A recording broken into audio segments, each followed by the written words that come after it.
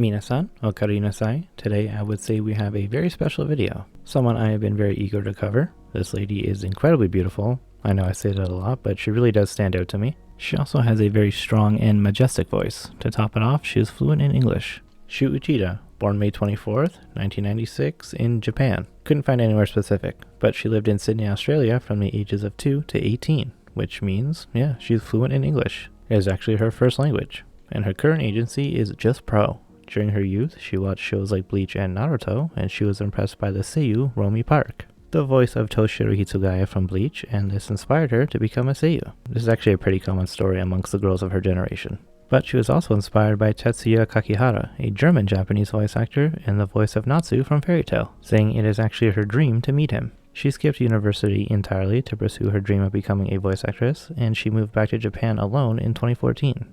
Though she actually got her start by taking trips to Japan, lying to her parents saying it was for the holidays, but she actually went there to do auditions. After passing auditions, she enrolled at a school affiliated with Profit Agency. From what I can see, her first name role was in 2017 and was actually 2 supporting roles in Alice and Zoroku, those being Cleo and the slightly more relevant Hattori Shikishima.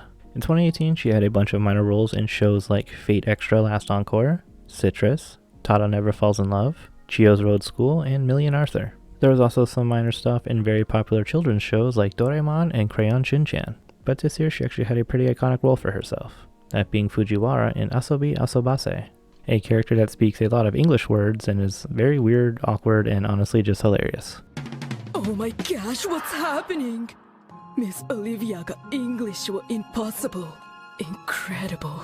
いや、よくよく remember したら思い当たるポイントがたくさん。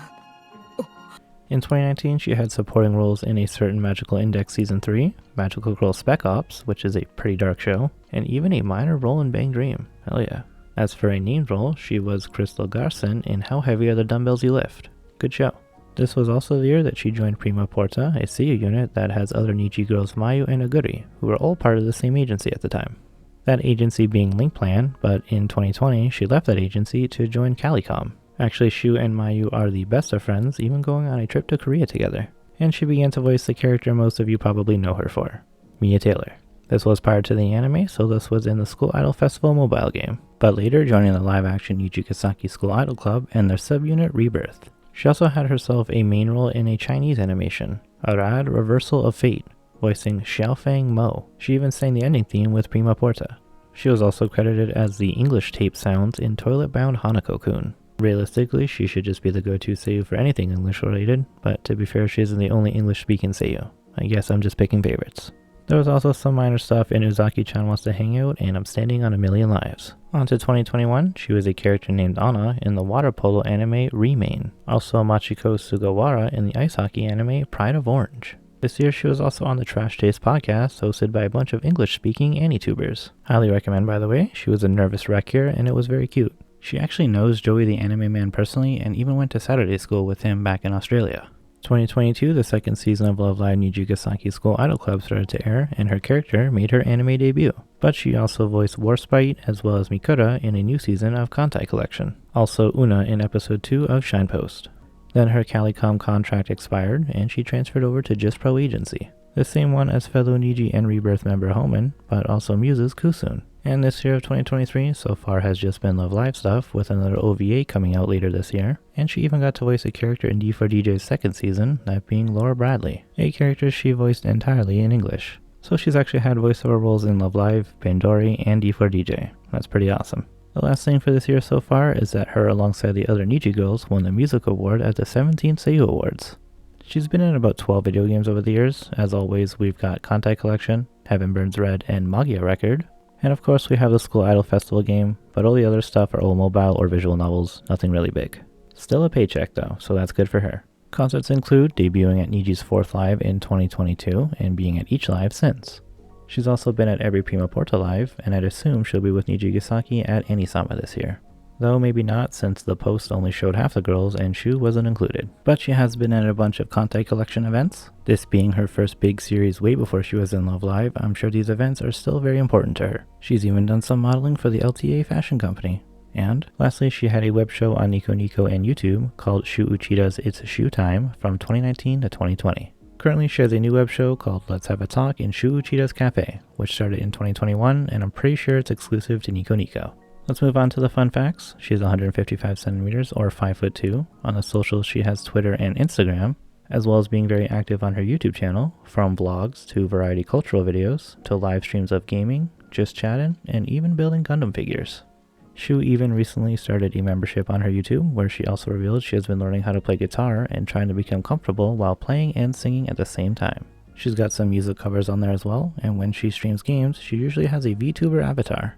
She has a very good motto, that being open the door, it may lead you to some place you never expected. That basically means just take the risk. Love it. She likes reading, cooking, making sweets, and collecting makeup. Something she misses the most from back home is actually Cheerios. I'm sure those are very hard to find in Japan, and when you do find them, they are super expensive. She was always so shy, respectful, and nervous when it comes to English interviews, which is something I didn't notice as much during her Japanese interviews, but maybe that's just because I understand English better.